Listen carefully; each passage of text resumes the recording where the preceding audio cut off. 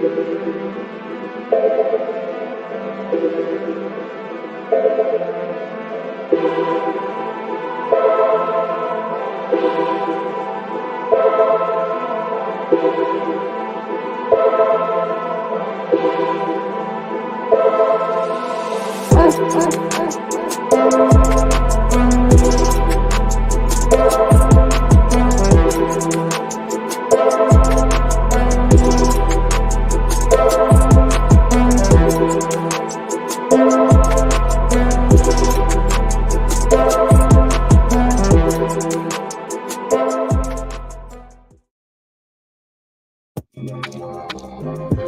morning.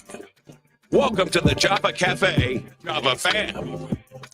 Good morning, everybody. Good morning. Good morning. Today is Tuesday, September 3rd, 2024.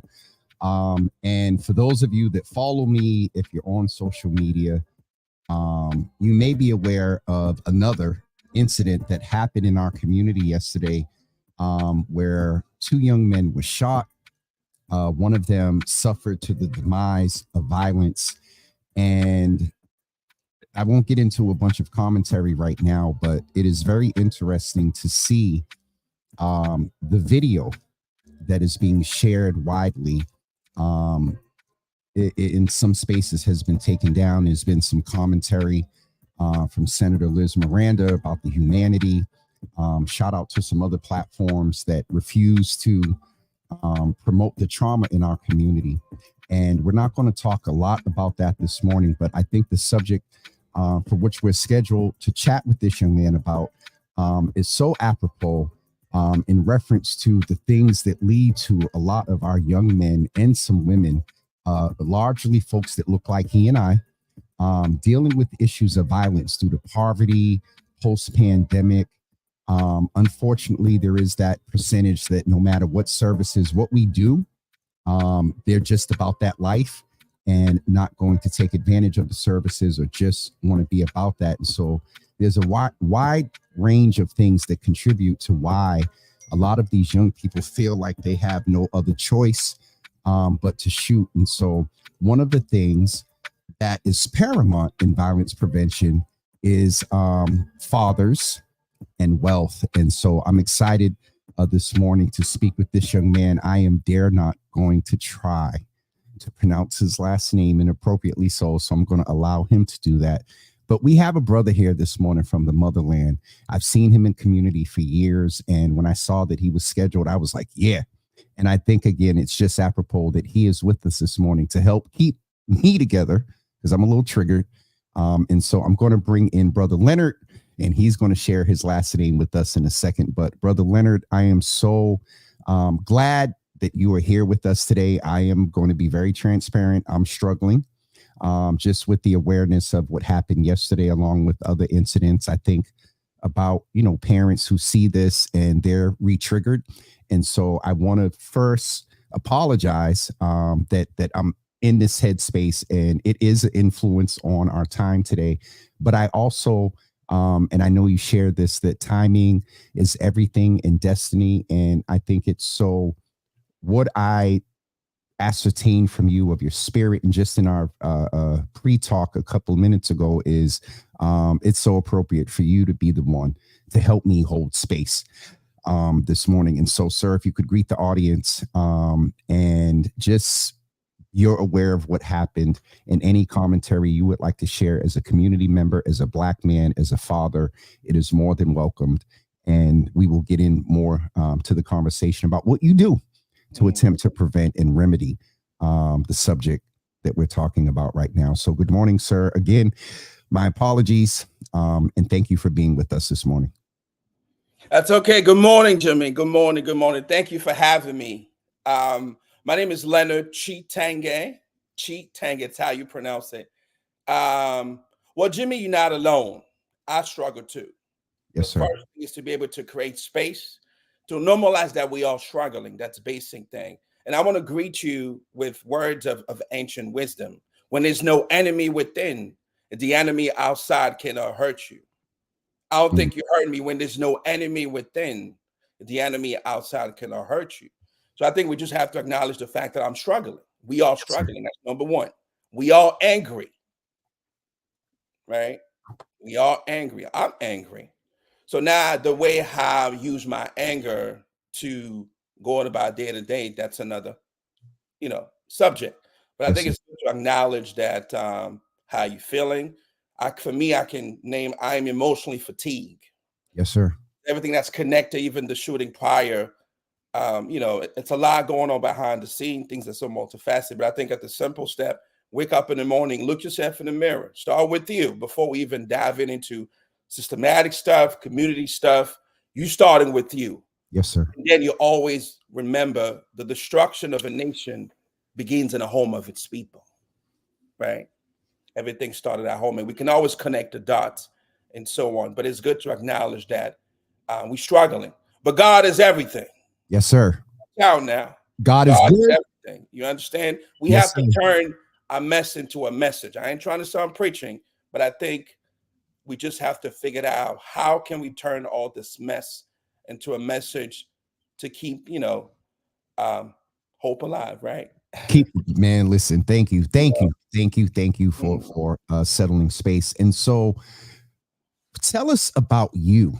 I mentioned that you're from the Congo, and that in itself, with coming here, not aware of the circumstances by which you came, but I would love to hear about your journey and what in life informed your perspective, what in life informed your ability to take anger, frustration, emotional fatigue, and turn it into a message of wealth, turn it into a message of holding space, and validating and affirming Black fathers. And so, Mm. sir, I'm so intrigued and interested to hear about your journey. Thank you. And this still therapeutic for me. This still triggering. So we have to normalize the therapeutic aspect of it, the mental aspect. This is a lifetime. Yeah. So I'm that brother, man. They call me African Denzel. I tell folks, I said, look, man, I'm always mistaken for Denzel, but I'm the African version. AD. So that's me, Jimmy. No, man, but I migrate from Congo to Roxbury at the age of 14, right? With my whole family. Did not know English. I had my own welcoming to America. Went to multicultural high school. I'm gonna speed this up, but I'm a land here. Went to multicultural high school, and I was told that I was better than Black Americans. That's number one. What I'm learning English, what I'm integrating in America, and so on. From Congo to Roxbury, right? Age 13. Second, this observation that I made. I mean, throughout just a neighborhood, you come into a country and you go into high school. My question for me, why is everyone talking about their mothers, not their fathers? And I'm a brother from the motherland. My whole conception, the perception of Black America, the United States, I mean, it's all over the place. So these two things set the tone for me to try to figure out what is going on. I've been lied to, right? Come, with a mindset of I've watched the Cosby Show back in the Congo, in French. But I'm coming up here, I'm saying that's not the Cosby Show. So, and then I was angry and confused. And mind you, navigating all the stereotype about Africa, and people cracking jokes. I'm all like, yo, what's going on? Then what was interesting throughout my journey, I mean, and I'm talking about Roxbury, Ultra Park, OPMO school. The group that made me feel safe, this is very interesting, was brothers from the hood. I'm talking about gang members, all of them. They saw me as somebody's different. It's funny because I'm canvassing the neighborhood, I'm playing basketball. Yo, that's the brother L, brother from the Congo. Hey, yo, Mutombo. Like, yo, let him in, man. He's different, man. He's different. And I'm trying to understand. And I'm like, am I supposed to be afraid? But I felt safe. They felt safe around me. I didn't know what that means. So I had a lot of questions. And then I'm going to, trauma and confusion first time in America. I've been lied to. Graduated from multicultural high school. Then I went to Fisk University, Nashville, Tennessee, historical Black college, because I was angry, I was curious, I was confused. So I did my due diligence. By the way, did not complete at Fisk, but came back. I said this to say that, and then lastly, going to divorce as a Black father, it opened my eyes to family probate court issue, how fathers are being treated.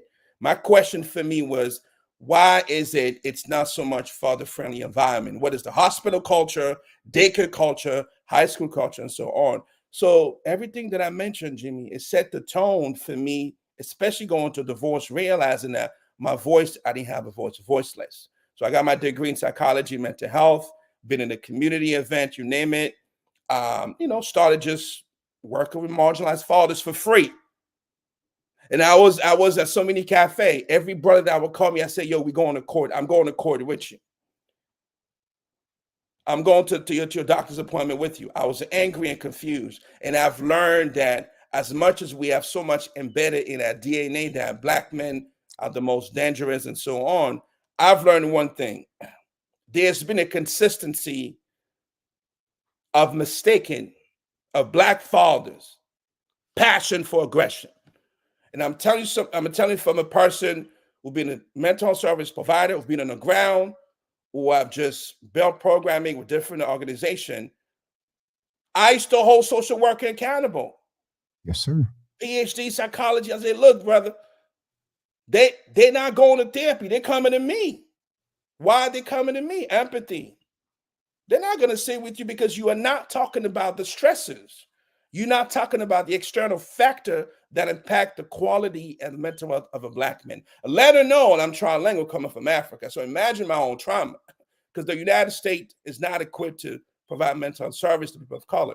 Yet we have great organization, great leader. I don't have all the answer, but I think for me, it was more of like, yo, basic thing, man. And the more I work with so many brothers and Black fathers, man, Jimmy, guess what? It came down to Maya Angelou proverb. It's not about what you said, how you said, it's how you made me feel. Yeah. Let me stop there because I might set the stage on fire. You may call 911. I don't know. No, this energy is really needed. And I want to go back and ask you about the statement that you made, the passion for aggression. One of the things in balancing understanding external factors that contribute to why young people participate in violence. We're going to talk about that. But there's some internal factors that happen. And so you talked about your quote was, what was the quote? The second quote that you said about the home? Yes. The destruction of a nation begins in the home of its people. Then you then mentioned the passion of the aggression of fathers. Right. Let's just name, level set.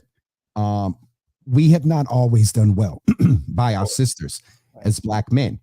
Unfortunately, in situations where the dynamics of the romantic relationship didn't work out, I've not experienced this myself, but I've seen this advocated for, like you, back when I had young people and whatnot, to where often the father is not allowed to father, right, due to the situation, along with everything else that he done messed up and did, cheated, didn't come to the birthday party, didn't make the appointment, all of that. Let's keep it 100. That does something to a man. And in some cases, it's a contributing factor to the passion for the aggression. And I don't know in which context you were referring, but I want to do a little deeper dive into that passion for aggression, because there are so many things for which we are passionate about that are good things.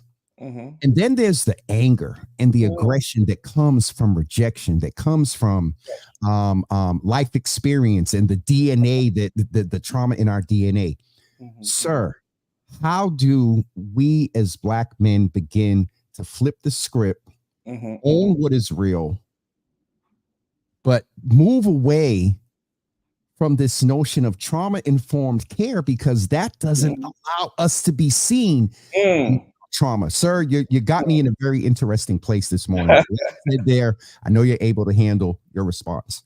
Sure, yeah, thank you. So let me put it into perspective, and I'm talking about, I've coached brother, I've worked with brother behind the scene. I'm kind of behind the scene guy. We're gonna do some one-on-one, some group coaching, right? Let me put into perspective. For example, when I mean mistaken passion for aggression, I'm advocating for fathers in their office with mental health service provider.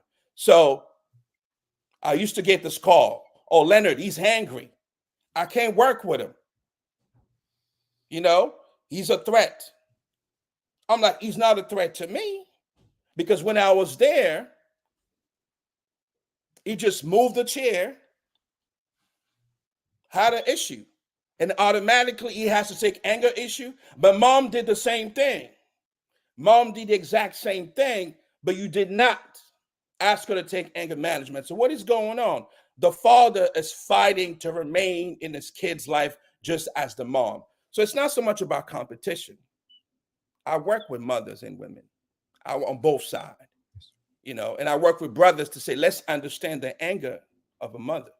You could tell me, yo, L, listen, man, cheating is not illegal, bro. I got to see the kid, but I'm trying to get you to understand why she's angry, right? And then on the other part, I mean, we professionals, and it's good and bad in everything, but I'm saying, like, listen, brother is not afraid of me. You got to understand over time, when you constantly tell people, yo, you got to take anger management, you got to take anger management, they're not even angry in the first place, but over time, they become angry. And the right word is, how do we manage our emotion? So I say this example to put into perspective that we have, I mean, I'm talking about the accountability on the other side is not there. People have getting away with murders, meaning in a sense where if I'm advocating, man, trying to make difficult conversation with your social worker, a lawyer, so on, the small things have been overlooked and they have caused the mechanism of remain engaged in your life. And no one's talking about that when we go into court and so on. So it's good to really understand, what do I mean by this whole mistaken passion for aggression? Yeah. If you're a brother from the Dominican Republic and all that, you have that voice, like, look at my energy. I mean, we got to be equal. And lastly, what I was able to do, and I don't have all the answer, we have to be in this together. But I started a small thing, realized, you know what? We're going to role play. Brother, I'm here to see you. And you need to let me know, when is your court dates? What is going on with your child support situation? Let's role play. Your ability to manage your emotion will save. Because the reality is, many of us have been locked up over the years. It's just the small stuff, man. Ability to manage our emotions. So the question is, how do we factor in really not so much be like, yeah, you know, they're untouchable. How do we kind of study it? How do we meet them where they are? I mean, I'll start with empathy, active listening, Jimmy. My parents been together for 40 years. My father is a hero. And I started really connecting the dot that, oh, yes. For me, I'm like, yeah, we need to have this Africanized and African worldview in terms of dictate U.S. policies on sort of kind of everything. You know what I'm saying? That's why I'm doing the diaspora work. I'm bridging, man, and it's tough, but I think we all in this together. Marginalization is global. We live in a globalized world. I'm from Roxbury, but I have a global mind. I'm traveling to Congo last year, back and forth. We all doing the same. So this black father thing is a very, in my personal opinion, as is me, I believe if we sort of kind of fix this issue, I mean, it's going to be okay, but we got to be in this together. But there's so many examples that I can list, man. And you realize the behind the scenes stuff, we don't do it. You know what I mean? So the behind the scenes is what's really what's needed. You know, often. And I'm sorry to cut you off, right? I'm gonna give you a perfect example. It's talking about young people. I used to receive faxes. It'd be like 20 pages. Faxes. You gotta be on medication. You gotta be on treatment. Blah blah blah. I'm talking to the young brother. He's hungry, no food, food insecurity. That is mental health, the social determinant of mental health. You're not a trauma-informed teacher of schools. And I work with the young man. We got into art. We got into a lot of things. So I think these are the things that can be missed easily, right? And then the other side, to be fair, and you know this, there's a lot of also organizational culture issue, burnout. Everybody's burnout, staff issue. I mean, from a community perspective, for me, I'm like, I don't care about that. I'm going through trauma. But then there's also traumatized organization. Not everyone in organization or leadership culture going to buy in on fixing the issue. So we are at war. What's your strategy? It's a war. What's your strategy and what's your plan? And the solidarity of our women is critical, because I can honestly say that I've done the work with Black fathers, but I couldn't do it without the many solidarity of women. And if you look at history, any movement you start, you got to associate a system. The Black Panther Party and so on. You get what I'm saying? Not just associate, you got to also give them opportunities to Oh yeah, lead. let me use the right word. Yes. You can speak to this because history lets us know that back in the motherland, there were times where the queens were the ones that were in charge, and it was a queen leader that was doing it. And so, sir, there is just so much to attempt to extract from what you just said. But one of the main things that I'm getting from you is you have experience. You've been doing this for a while. You have life experience. You have the experience of working in the community. And one of the things that came out of that is a model that you have called APC. What is that APC model? And then how do you use that to take all this life experience, to take the mental health training, to take your awareness of the importance of wealth and really understanding DEI and things like that? Right. Tell us about APC. Yeah, APC stands for Autistic Psychological Insight Culture Framework, right? This is a model if I'm consulting, community advocacy, and so on. So what does that mean? So step back, I'm a poet. I started as a spoken word artist. Mind you, I didn't know English, man, but I think poetry gave me that tool in the beginning. That was my tool for me to manage my stress, my mental health, because I was a writer, and my anger was more of like on the more historical, intellectual stuff, but also personal too. So I use art a lot, and I found myself using spoken word and realized that it's a tool that's very important. Art in general, help us reduce stress. And for me, I use art when I'm doing workshop, DEI, and so on to help us pause. And COVID taught us that. So if I'm doing DI training through art or community building through art, I'm realizing it's a powerful tool. Poetry, creative writing, expressive writing, painting, you name it. I think we all know this, but I do integrate that in my work. Now, psychological insight, we're talking about how do we integrate principle of psychology, right? Emotional intelligence, positive psychology, resiliency into our mental health to be resilient. So how does that work? Well, for me, let's say a business standpoint of view, it's good to understand consumer behavior, right? And from a community standpoint of view, it's good to understand our trauma. It's good to understand even our trauma. I'm sorry, but from a public health point of view. Oh, your point of view, yes. Understand the consumer. I'm sorry, I couldn't let. No, I know. I've done stuff with the commission, so I think to understand that aspect, and I like to simplify things. I mean, like when I do my work, I'm out there in different spaces. I just simplify. I can walk into a room. You got all the PowerPoints in the world. I'm like, let me pause. How you doing? If we not tap into the human side of organization, culture, or business, it's not going to work. So therefore, we do have a crisis. The system is not working. The model is not working. I'm not talking about people that are doing the work. I'm separating between the models that we have. So the U.S. is a diverse country. I mean, hello, Boston is the most diverse, city in the country with multi-ethnic. What makes you think that one model is going to work with everybody? No, that's why we have a crisis, right? So now, can I have the leadership buy-in or the organizational culture buy-in to like, look, can we trust a different model? So the culture framework comes in as a people of the diaspora. I mean, if I'm working with the African immigrant community, of course, they're now going to go to therapy, right? Culture framework mean that how do we factor those cultural nuances? Even as a Black people, the most influential culture across the world is Black culture, hip-hop culture. I grew up on that. It needs to be part of a model. You want to get the kids? Bring them to corporate America. Talking about, let them curse. Curse doesn't mean automatically that they're going to be a threat. People don't know how to express themselves. We didn't learn that in school, in the home.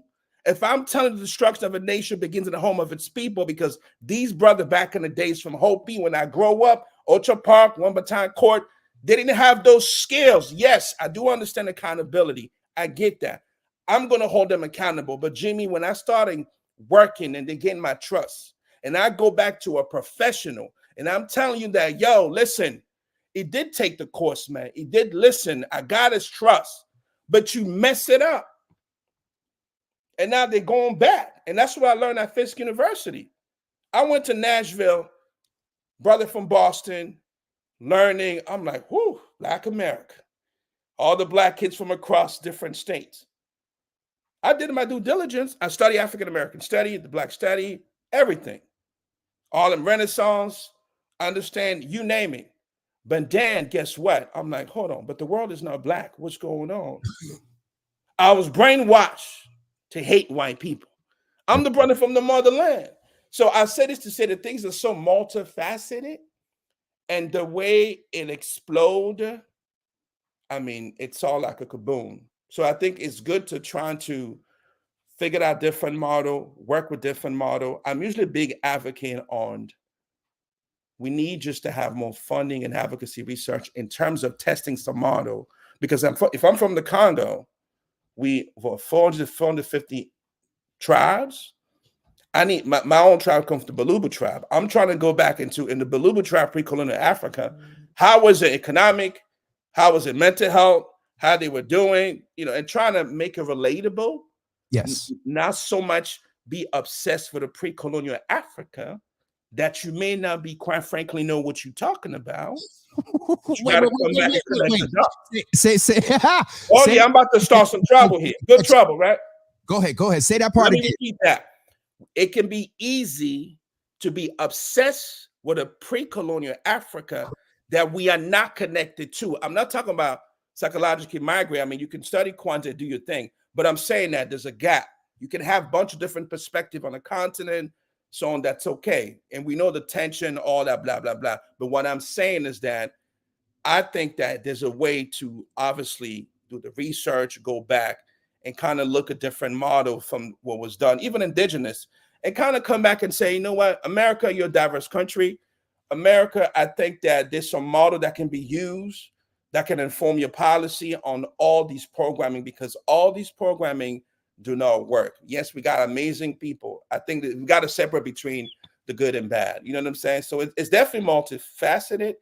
It's tiring. And let's not forget, Jimmy, we are people of the faith. Don't get me started on that. That is, you can't have, I remember when I worked with the federal government some years ago, and we were having, working with this initiative called the African American Healthy Marriage Initiative. It was the federal government. Yes. And it was largely an event attended by Black folks. Yeah. They had church up in there. It just, and one of the women said, that's a motto. We're not a monolith, but the majority of Black folks are of a Christian faith. And so definitely, and I share, that faith with you as well. And so, Leonard, there's just so much that you have said that, one, to be very honest, I'm trying to decide which way to go in order to. I give you a buffet, right? Yes, sir. You walk into a buffet. I love a good buffet, brother.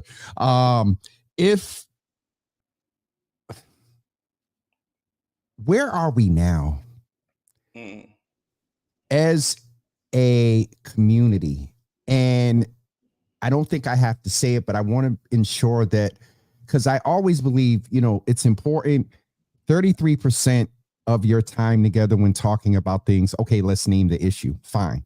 The other 67% has to be around suggestions. And so where are we and where do we need to go from your perspective? What are a couple of things that maybe you can, one thing in the home, one thing in the sort of sub-peripheral of the individual, the Black father, the young man, and then maybe on a systemic structure, what are some things that we can begin to do to shift the paradigm of our mentality, of how we navigate within systems and structures that we know repeatedly that weren't built for our success and wealth gain? How do we get off this cyclical journey? What's the off ramp from an individual, from a sub macro, and then from maybe a systemic macro sort of place? No, I think that's a great question. I think number one, we have all the answers around us. But let me start with just number one first. When I do a lot of one-on-one and group, for me, start with yourself. And for me, it's one of those things where I'm a person of faith. You know, God is everything to me, right? Whatever your belief system. I think when I say when there's no enemy within, the enemy outside cannot hurt you, it starts with you first, right? And hold yourself accountable and sacrifice your ego. Now it's hard. It's hard. I'm not gonna sit there and I got it right. It's the analogy of if I were to ask you, Jimmy, what's the purpose of going to practice? You know, when you play sports, when you have a basketball game, baseball, why are you going to practice? To get better. To get better, because game time is around the corner. You got to go to practice. You know, you got to practice. When game time comes and you might increase his chances to make that shot or to play that quarterback. It is the same thing. How do we practice behind the scene our internal trauma, right? Come up with the list of your coping mechanism. I think just practice it. So that way, the better you practice mastering the small thing, right? Your self-care, listen to music, start small, just the small things. And then when that trigger comes, guess what? You may have a moment, you trigger, you can step away, you can do what you got to do. So how do we consistently just kind of practice these tools that we have been given? The answers all around us. Second, to look at, to say, you know, everybody doing the best that they can. Let's meet people where they are, right? It's all about God. God is in the business of forgiving and grace and all of that. None of us are perfect, right? But let's kind of say, you know what, we all doing the best that we can. I think the last three for me, I think it's more accountability from all factor. You ask me, how are we doing? All community. I think it's the same old conversation, but I think accountability is tough. Do your due diligence, right?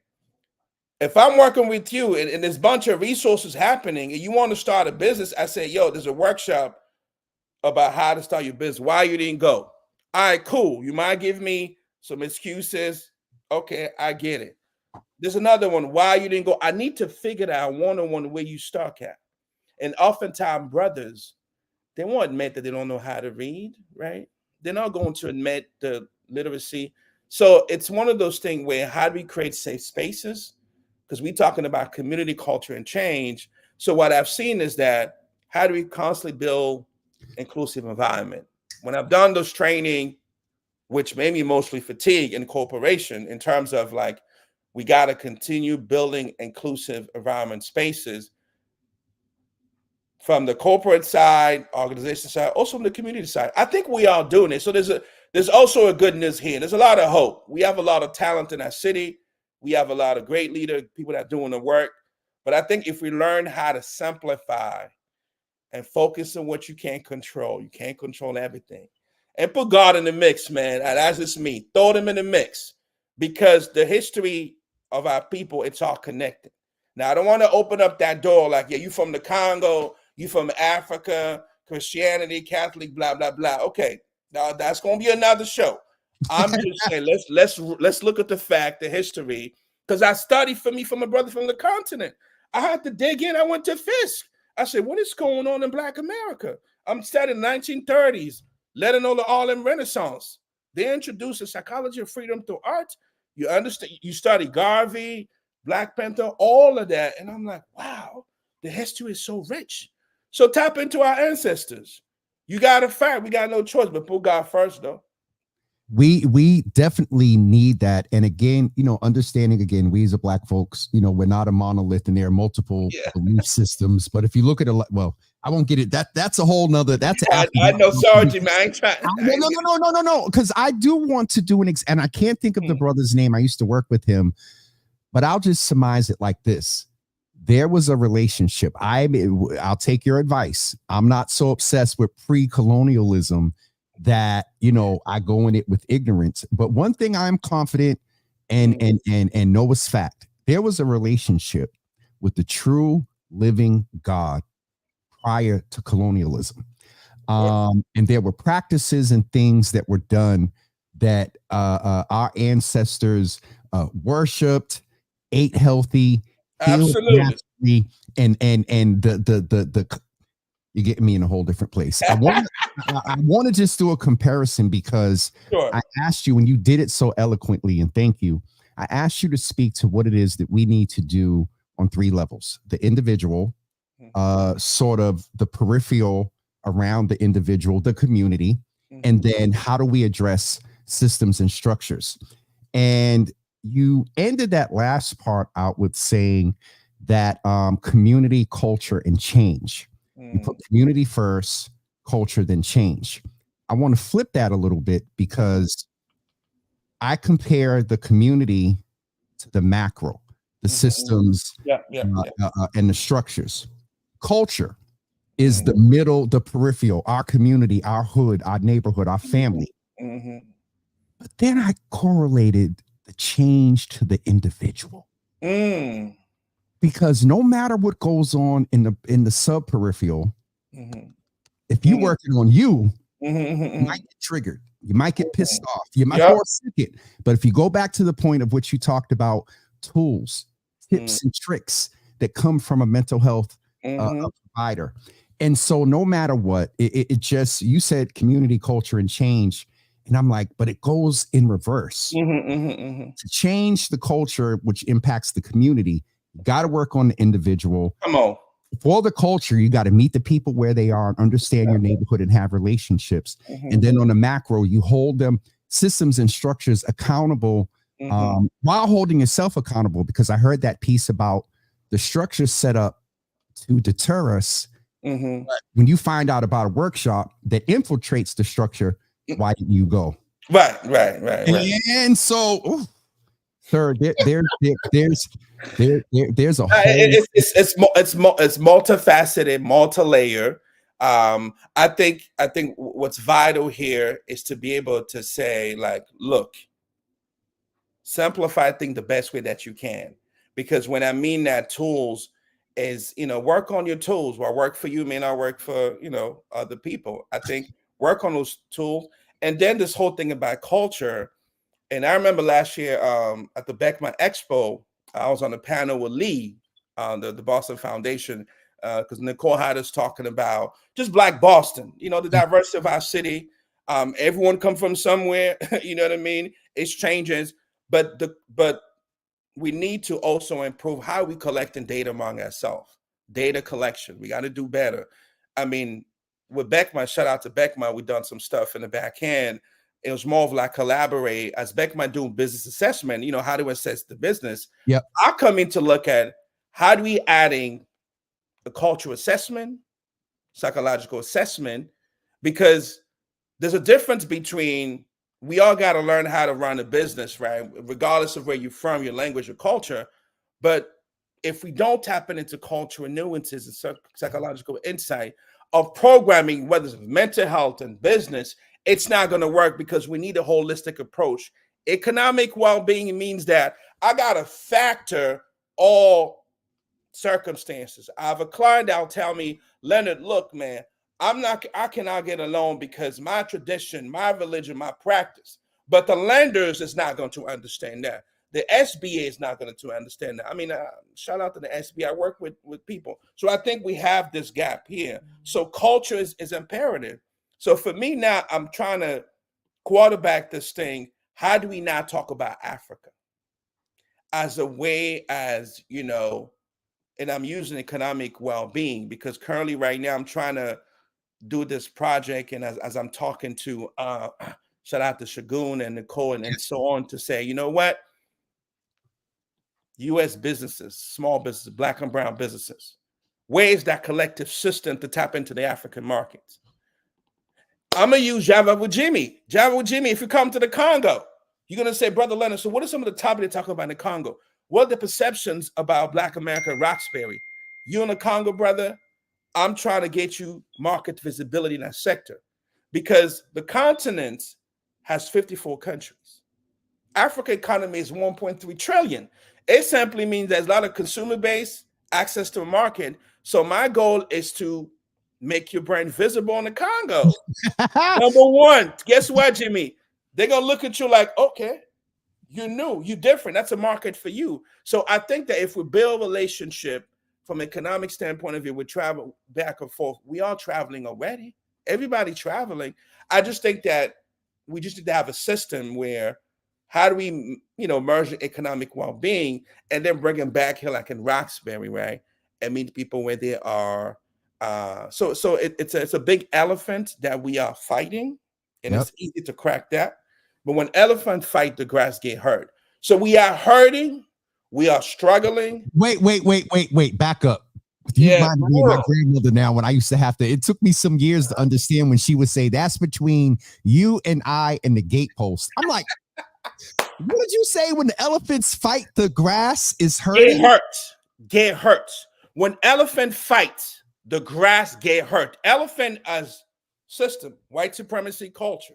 Elephants are just this traditional way of doing things that's not working. COVID have told us that, the way of traditional thing are no longer working. So this elephant, and I'm talking about from a local from global. Yes, sir. I mean, I'm from the continent. We got some dumb leaders, but we also have some people doing the work. The grass get hurt. Yeah, it's us, the marginalized people. Yes, it's sir. Us, the innocent, right? But I feel like the revolution will come in if you tap into your faith, right? And I can always go back to that because it's part of the model, it's part of the culture, it's facts. But then we can all have all the healthy debate, disagreement, blah, blah, blah. But our young people right now, it's deep. I'm come from a continent where Africa has the most young people in the world. And the future is for young people and the women. Yes. Congo, we're like what's 80 million, right? Half of that young people between the age of 18 to 25. So my thing is, as you bridging community, that's what we have to be about too. How do we bridge community from a globalized aspect? We from Boston, many of us come from the Caribbean. We come from places. So the question is, where is that system where we can globalize thing, knowing that as we're struggling here, closing the racial gap, all this inequity stuff, I just think that there's an entire continent where collectively we can bridge it. That's what I've been doing. A lot of gray hair, as you see, but I'm not in this alone. I'm not doing this alone. There's a lot of people like what I'm doing, and you as well. But the whole Jama for Jiven in Congo is a great example that to look at how can you promote your brand in these markets where there's so much consumer base. Here, you're going to say we're competing. I like to argue. Oh, brother. I like to argue. Listen, that's why America has taught us capitalism. But I'm talking about, I'll bring it to the Congo, man. I'm like, listen, man, I'll do the translation. I'll connect you with the local. I mean, you're going to build a brand. It's going to open up for sponsorship. So I'm announcing now live that that's going to happen at the BECMA Expo in October. I'm going to be presenting on how to enter the African markets. I stopped there because, we working on the stuff. So come to the BECMA Expo, reach out to me, let's talk. But I like to connect the dot. I think it's so multifaceted. We just have to realize that, like, look, man, don't forget that we live in a globalized world. In Boston, we are global, but it's the mindset that, we got to work at it.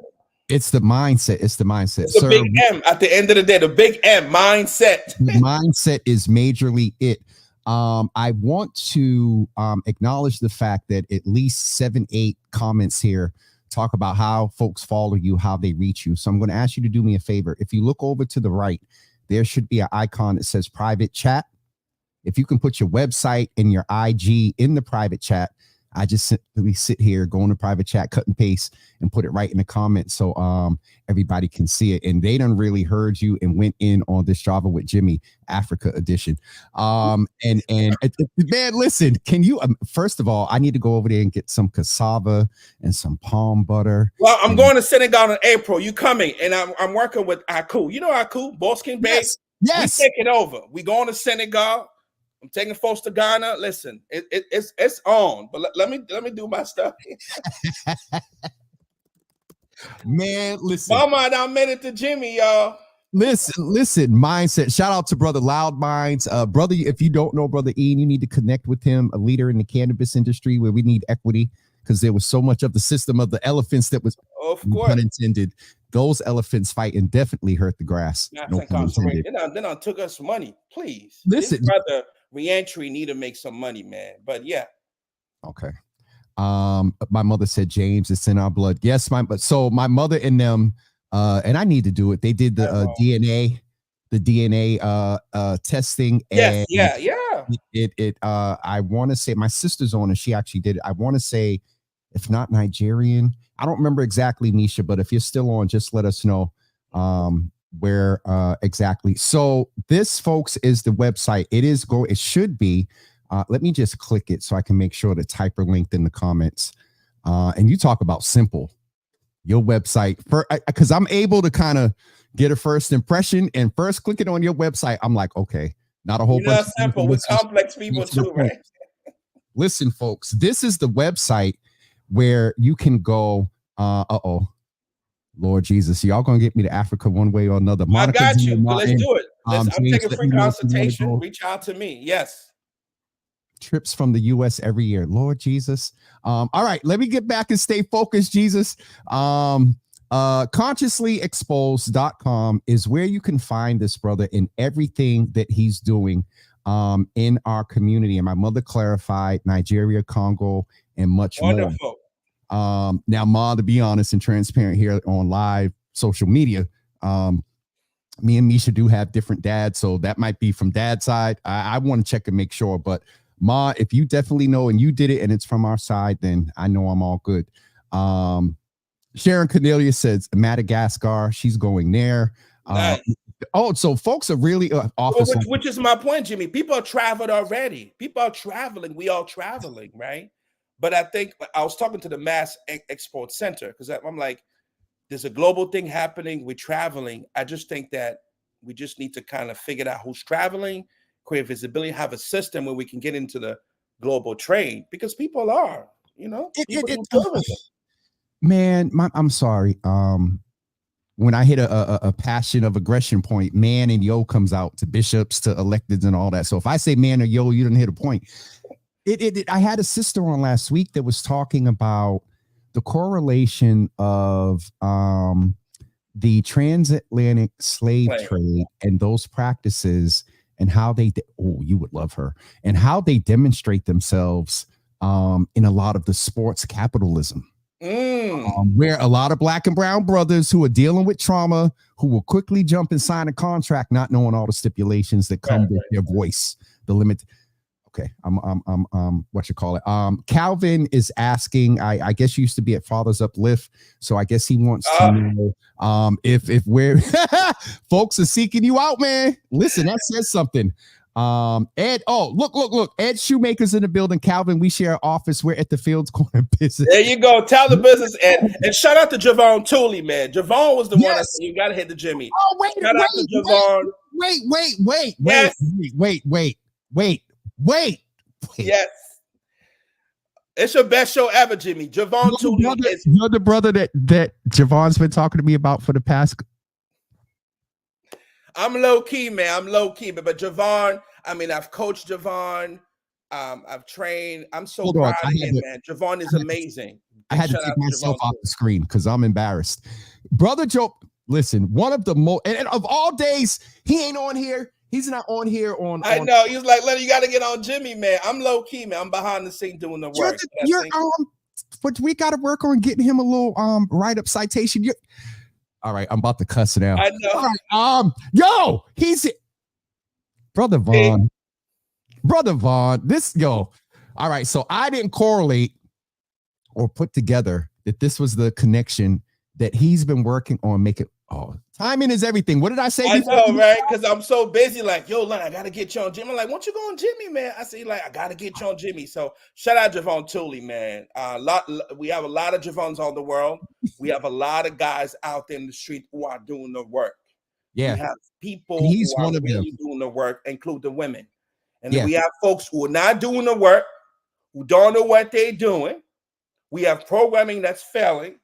You don't know how to collect data. We have good and bad. Don't get me started. I've been in spaces where I know what I'm talking about. I don't have all the answers. I'm not perfect, but I do know what I'm talking about. And you have people who have told me not to work with a lot of people come from the reentry world. I'm saying I work with them all day. I hold them accountable. They trust me. They don't trust you. I don't tell you that it's a collective effort. So we have a lot of good brothers, good sisters doing the work. Hey, Jimmy, let me not get you in trouble, man. You know, I still want you to go viral. Listen, you ain't going to get me in no trouble, Jesus. What did I used to say when I was? Oh, I can't say that on air because I used to make it well known when I don't care.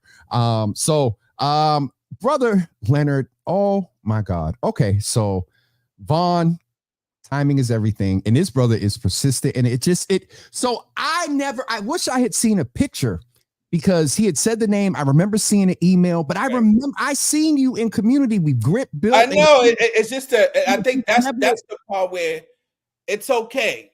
What happened is I learned to realize that it is okay. We are busy, right? And I'm gonna say this in this space where we just got a lot going on, right? Yeah. Yep. Work on you. Time is everything. Because we're in Boston, and we know we got to keep it real. We got a lot of silo. That's after dark. A lot of beat. All that. That's a whole Java After Dark episode. Yeah, sorry, that's a whole job. I'm trying to get to the Congo first. Let me get to that. But timing is everything. Yes, right? Sir. And yes, I appreciate Javon because Javon is really, I'm inspired by him. It's not, I mean, he's inspired by me. I'm like, and there's so many brothers that I've worked with that are really out there, and I try to advocate for them, even though, yes, I'm tired, boundaries issue, but I think the love that I got when I migrate here from all these brothers from the street who just saw me as a guy like, yo, something different about you. So I learned it was empathy. Mm-hmm. And the data, the research would tell you the most important skills in leadership is empathy. And secondly, you know, we have a lot of toxic culture and spaces, you know, just normalize that. But I think the small thing do matter. So I want to give a shout out to Javon. There's so many of the brothers that I work with that support me. They will advocate for my name in the space. I'm like, nah, man, I'm low key because I'm just busy just doing the work. But there's so many of us, you know. So yeah.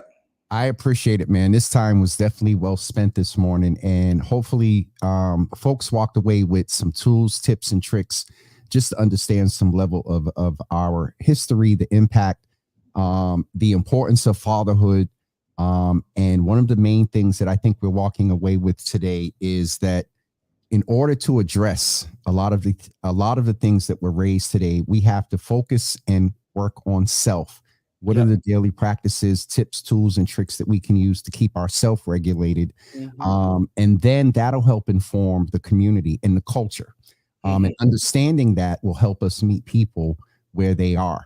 And in doing that, coming together, it brings us together, maybe not in unity, but we can unify around how we hold the macro, the systems and structures accountable that are the external factors that contribute to a lot of the ills that plague our community. And so if you walk away with nothing else today, please walk away with that, that it starts with self, have compassion and meet people where they are, that helps us work together. That way, when we got to come, when there's power in numbers, absolutely, we get some impact. All right. I'm an indicator of a good interview is me being exhausted and I'm tired. So this was definitely energetic, much needed. And again, as I started earlier, a timely exchange in reference to, you know, what we learned about yesterday. And so, Brother Leonard, thank you so much. And Antoine is showing some love to Brother Vaughn as well. And Calvin is sharing that as well. So the wonderful impact that both of you are having in community, it is much, much appreciated, and glad to finally put the face with the name, with the email who I've seen in community. Vaughn, you should have just showed me a picture. I would have been, him, because I've seen you in spaces. Right, I know. Yeah. It's we are basically doing the work. Yes, sir. Timing is everything. But again, timing is everything. So this was the time it was supposed to happen. So I appreciate you, brother. Be encouraged, be strengthened. Black joy your way. And thank you for being with us. And if not before, I'll definitely see you at the expo in October. Thanks for reminding me, because I'm so sorry. Yeah, I know you got to be there. Cool. So thanks for reminding me about that. Oh, but Vaughn is getting all the love up in here. Vaughn, Thule, keep doing the work. You and him lift fathers up. Okay. Right. Oh yeah, I was affiliated with Fathers Uplift, so I know what they're talking Brother about. Yeah, Charles. Yeah. Yep. yeah. I So was. I shout out think to him for doing some of that yes. work as That shout well. out to Fathers Uplift. I think we did some great work, but my work just continue Yes, sir. beyond. So, but Yes, sir. thank you, man. We going to the Congo, Jimmy. Get ready. I between you and MZM getting me to Rwanda, I did make a commitment in April that has a little bit to do with I'll just say some training, and so now I got to be faced with a decision of trying to navigate to the Congo or running a 5K, and we'll Oh, talk. Senegal. I think What's- I think I know we want to start with Senegalese market. I think that's what we're going Okay. to talk about the BECMA Expo. I mean, Yeah. the reality is good to start one country, one market. Yeah. But I'm trying to bring Dakar, Senegal to Boston, and there's a lot of people that travel to Senegal already. I think it's good to start with Senegal, Ghana, South Africa, the English-speaking country. But the market is big, and I'm just trying to give people tip and strategy how to penetrate the market and connect all the dots. So I do want to thank you as well. Thank you for all you do. Timing Yes, is sir. everything because Yes, God is everything. You know what I'm saying? Do you know brother D-Mark? D-Mark, what do it look like? He does a brother from Jamaica, but y'all need to connect. Brother D-Mark runs oh God, he's going to get me. I'll connect y'all. Yeah, Y'all let's remind me of each other, and that energy together. Oh God, we might. That's what it's about, and I think that's why we got to figure out who's visible, who's who. As much as we're in Boston, I think we're here. But once we just kind of find out who's doing what, it's possible. Keep hope alive. You done got folks in here first. Yes, and Araki, you said it some months ago. Java with Jimmy International. Anyway, brother Leonard, I'm getting you off my screen, sir. Much And love. I'll be a consultant. Show me the money. All right. Have a good one, y'all. Peace and blessing. Put God first. We'll talk.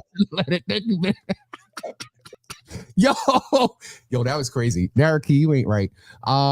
Definitely want to thank Brother Leonard for coming in and holding this space with me. It started off as an interesting morning, and I'm glad that he was able to level me out a little bit. It does not negate what I talked about early on, but taking a lot of what Leonard said this morning and things that came out during our discussion are factors that can lend and lead to decreased incidents. I'll park there for a second and just say that I don't care what the numbers say on paper. The lowered numbers of incidents and violence in the city are still high in the areas where the lower numbers are happening. So we are constantly being exponentially traumatized in a compound manner. And so I can't say that without also wanting to give the information about trauma services for the city of Boston. And so I have to just make sure that we share those services. I don't know if Sister Tara's on today. She usually, when I bring this up, she pops in and shares the information.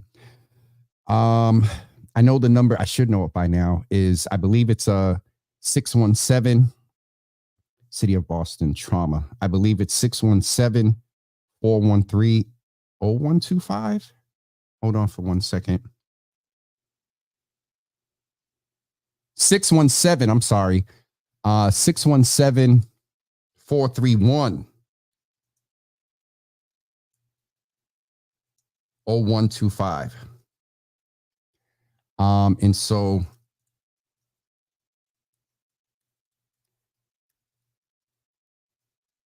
if you were in need of trauma services, this is the number you call.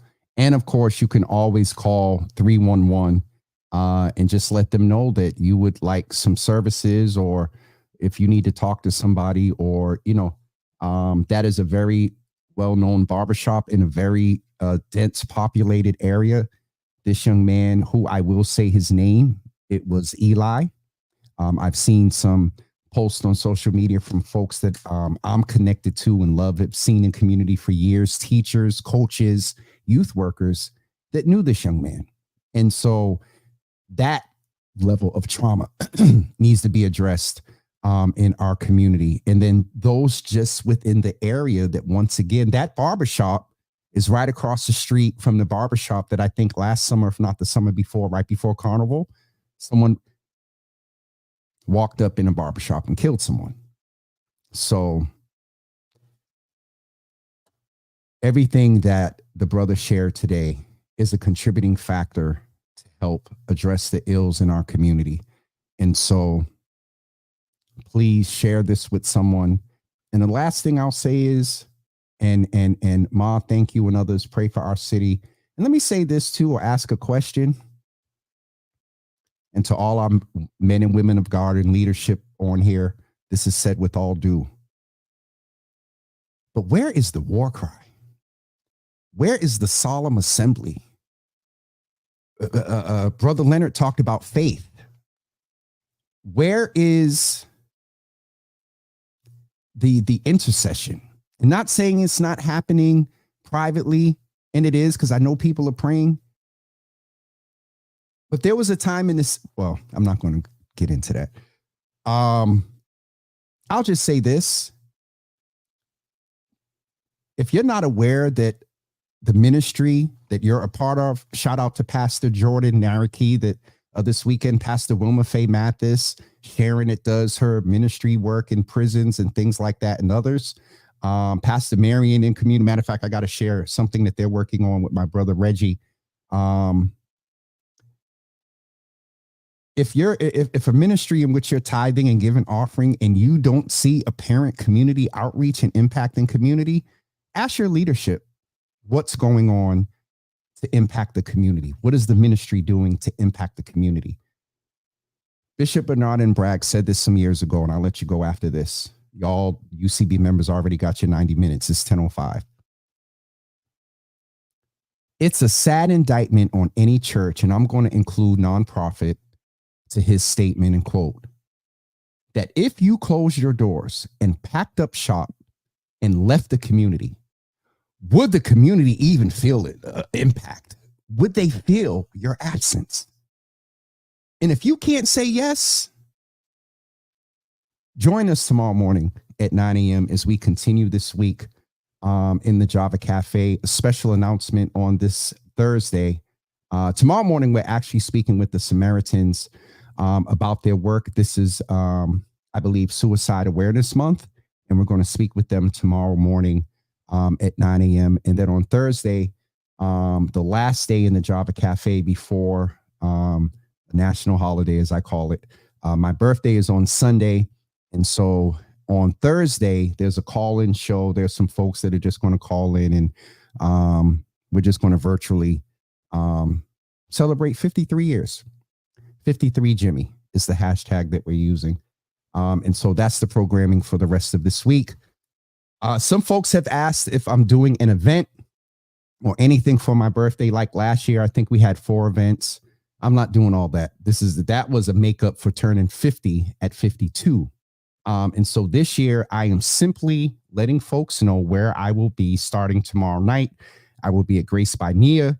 I will be somewhere Thursday night. I will be somewhere Friday night, and either Saturday, I am going to be with Uncle Thaddeus at the Road to Wellness at Demick Community Health Center at 7 at 7 a.m. on Saturday. So don't forget that's taking place this weekend.